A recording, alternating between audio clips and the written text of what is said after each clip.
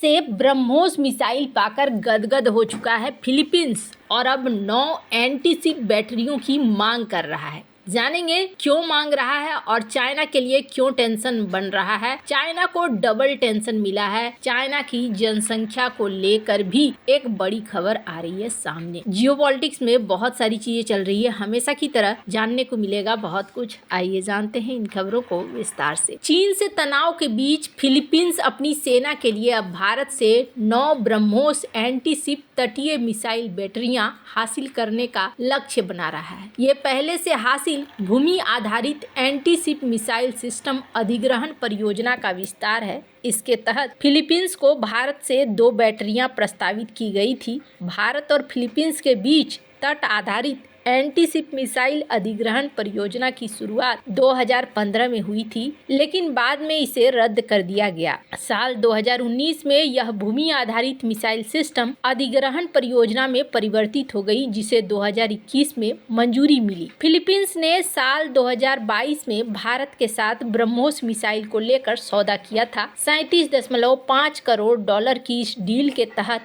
Bharat Philippines को भूमि आधारित ब्रह्मोस मिसाइलों के साथ इसकी बैटरियां, लॉन्चर और दूसरे उपकरण सौंपेगा। अप्रैल 2024 में भारत ने ब्रह्मोस मिसाइलों की पहली खेप फिलीपींस को सौंपी थी। इस डिलीवरी में ब्रह्मोस मिसाइलें, टाट्रा 6x6 वाहनों पर लगे मोबाइल लॉन्चर और एक एकीकृत लॉजिस्टिक सपोर्ट पैकेज शामिल थे। फिलीपींस मरीन कॉर्प्स के कर्मियों ने सिस्टम के लिए ऑपरेटर और रखरखाव प्रशिक्षण पूरा कर लिया है। फिलीपींस के उष्णकटिबंधीय वातावरण को देखते हुए प्रति बैटरी 2 मिसाइल लॉन्चर कॉन्फ़िगर किए गए हैं, जो भारत में इस्तेमाल होने वाले 3 लॉन्चर कॉन्फ़िगरेशन से अलग है। फिलीपींस भारत से ब्रह्मोस खरीदने वाला पहला देश है, जिसके वियतनाम, इंडोनेशिया और यूएई को इसके निर्यात के लिए चर्चा चल रही है। भारत और रूस ने मिलकर ब्रह्मोस मिसाइल को 1990 के दशक में विकसित किया था और 2001 में चालू हुई थी। इस मिसाइल को भूमि आधारित तटीय बैटरियों, नौसैनिक जहाजों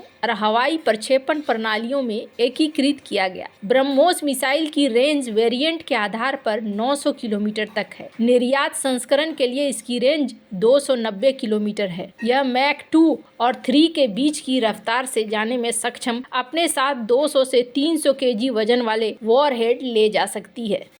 जहां एक तरफ ये सब कुछ चल रहा है, वहीं दूसरी तरफ चीन की आबादी लगातार तीसरे साल कम हुई है। चीन सरकार की ओर से शुक्रवार को जारी आंकड़ों से ये जानकारी मिली है। साल 2004 के आखिर में चीन की जनसंख्या 1.408 अरब हो गई और ये पिछले साल के मुकाबले 13.9 लाख कम है। ये लगातार तीसरा साल है जब चीन में आबादी कम हुई है। घटता कार्यबल से देश की अर्थव्यवस्था पर नकारात्मक असर पड़ रहा है।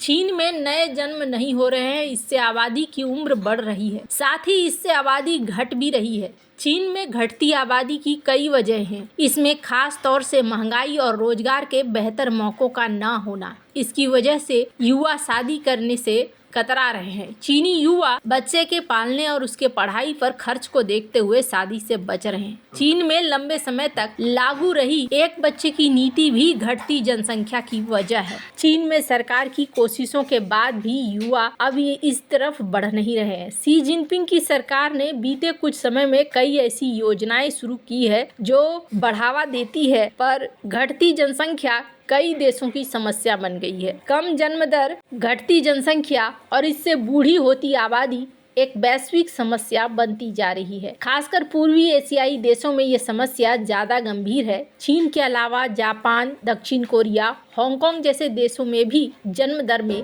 भारी गिरावट देखी गई है। बीते 3 साल से चीन भी जापान और पूर्वी यूरोप के देशों की तरह घटती आबादी वाले देशों में शामिल हो गया है। चीन में लोगों की औसत आयु तेजी से बढ़ रही है। बच्चों के जन्म के दर में कमी से आबादी का संतुलन बिगड़ रहा है। इससे काम करने वाले लोगों की कमी हो रही है। यह देश की अर्थव्यवस्था के लिए नुकसानदेह हो रहा है। ऐसा अनुमान है कि आने वाले दशकों में चीन में जनसंख्या घटने की रफ्तार और ज्यादा तेज हो जाएगी और साल 2035 तक चीन की जनसंख्या घटकर 1.36 बिलियन रह जाएगी। वहीं अगले 75 साल में यानी कि 2100 तक अपने वर्तमान आकार से घटकर ये आधा रह जाएगा। इससे पहले एलन मस्क ने भी इस बात को लेकर चिंता जताई थी और कहा था कि दुनिया में एक सबसे बड़ी मुश्किल वाली चीज हो रही है और वो है जनसंख्या का घटना। जनसंख्या दर जिस तेजी से घट रहा है वो दुनिया के लिए एक बड़ी समस्या बनेगी। हालांकि चाइना की बात करें ना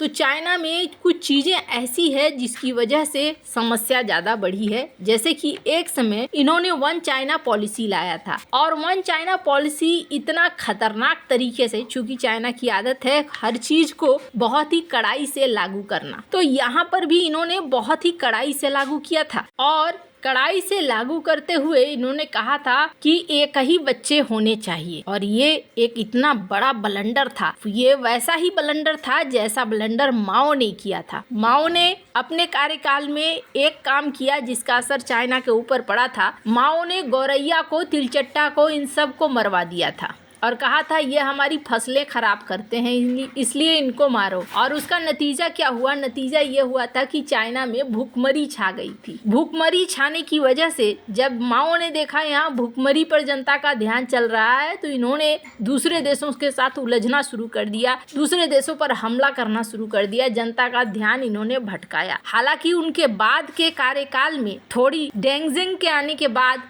चीजें बदली और इकोनॉमी में सुधार आने लगा। लेकिन फिर जो ये वन चाइना पॉलिसी आई उस समय इन्होंने नहीं सोचा कि इसका असर क्या होगा आने वाले समय में, और अभी के समय में क्या हुआ उसी का असर दिख रहा है। वन चाइना पॉलिसी में बहुत सारे ऐसे लोग थे जो अपने बच्चे छिपा कर रखते थे, अपने बच्चों को किसी और को दे देते थे ताकि जब उनको खोजते हुए और जब उनकी जानकारी लेते हुए सरकारी विभाग के लोग आए तो उन्हें सिर्फ एक ही बच्चा दिखे। ऐसी घटनाएं बहुत सारी हुई। लोगों के अंदर एक डर बैठ गया कि हमें एक ही बच्चा अपने परिवार में रखना है, नहीं तो सरकारी अधिकारी पहुंच जाएंगे और फिर हमसे कड़ाई से पूछताछ करेंगे। और ये डर धीरे धीरे हावी होने लगा। लोगों को आज भी अगर उनसे कहो कि 2 या 3 रखो तो बहुत सारे ऐसे लोग हैं जिनको वो पुराने दिन याद है और वो कहते हैं, वो सलाह देते हैं अपने आने वाली पीढ़ी को, ना जीना, ऐसा मत करना। वो डर हावी होता जा रहा है। और दूसरी बड़ी चीज ये है कि चाइना की अर्थव्यवस्था, एक बच्चे को पढ़ाने लिखाने पालने में अच्छा खासा खर्च हो रहा है। जैसे जैसे दुनिया आधुनिक होती जा रही है वैसे वैसे ये खर्च भी बढ़ता जा रहा है। हर कोई चाहता है कि अपने बच्चे को एक अच्छा एजुकेशन दे और वो सारी सुख सुविधाएं दे। इन सब को देखते हुए भी